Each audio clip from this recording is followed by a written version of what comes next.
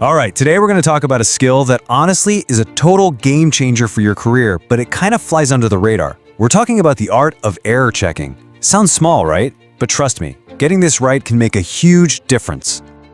So let me ask you something. I want you to really think about it for a second. In your job, right now, what does one wrong number actually cost? Just one little digit off in a report, or one letter swapped in a code. What's the real damage? Yeah, the answer is almost always way more than you think.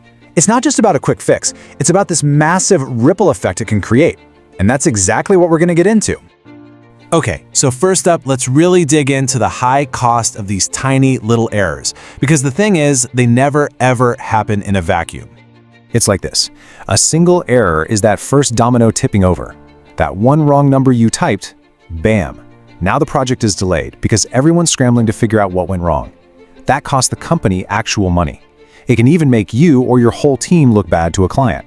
And what about you? Well, now you're stuck doing unnecessary rework, which is just frustrating and kills everyone's efficiency. See? It's a whole chain reaction, and it all starts with one tiny oversight. So how do we stop this from happening? Well, we build up a very specific skill. Think of it as the ultimate firewall that protects your work from all those costly mistakes. It's the skill of precision. So what is error checking really? At its heart, it's your ability to spot a mistake in something that, at first glance, looks totally identical. It's all about comparing two sets of information, codes, numbers, whatever, and finding those little tiny inconsistencies that most people would just skim right over. Okay, take a look at this. This is a perfect example. Our brains are wired to see patterns, so it's super easy to just glance at these two invoice numbers and think, yep, they're the same. But look closer. The original has 8-8GTR. The copy, 8-BGTR, a B instead of an 8. It's an incredibly easy mistake to make when you're typing fast, and an even easier one to miss when you're checking. That is the whole game right there. So when we talk about this skill, what are we really measuring? Well, first, it's your attention to detail. Can you actually see those tiny differences? Then, it's about concentration. Can you stay focused when you're looking at line after line of data? And finally, it's about that tricky balance between speed and precision. Can you work quickly and accurately, especially when you've got a deadline breathing down your neck? All right, now let's talk about why this is such a huge asset for you professionally. Because this isn't just about not messing up. No, this is about actively building your value and your reputation at work. This right here, this gets to the absolute core of it. It's all about trust. Think about it. When you're the person who always turns in accurate work, you get a reputation for being reliable. You become the go-to person for the important stuff, the projects that absolutely cannot have any mistakes. And that kind of trust, it's priceless for your career. And don't think for a second this is some niche skill for accountants. It's everywhere. In finance and HR, one wrong number in a payroll check, that's a serious problem. In admin and logistics, one wrong shipment code, you could send a package to the wrong side of the planet. From operations to customer service, validating data, reviewing reports, this skill is the absolute bedrock of doing quality work, no matter what your job title is. Okay, so now let's make this about you. We all have different strengths here, right? So let's break down what different performance levels actually look like. This should give you a pretty good idea of where you might land on the spectrum. Let's start here, at the foundational level.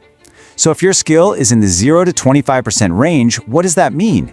It just means spotting these little errors is probably a bit of a challenge for you right now. But here's the great thing about being at this level. You've got a super clear path to making huge improvements, fast. The key is to really focus on your concentration and get a system in place. Like, for example, instead of just scanning two documents, try grabbing a ruler or even just another piece of paper and go line by line. It forces you to slow down and be deliberate, and you'd be amazed at what a difference that can make. Okay, let's move up the scale. If you're somewhere in the 25 to 50% range, you've definitely got a solid foundation. The issue might just be consistency, especially when things get stressful. So your strength is that you can handle this simple stuff pretty confidently. You spot the obvious mistakes. But the challenge? That's where those subtle errors come in, like flipping two numbers around or swapping similar letters, especially when the clock is ticking.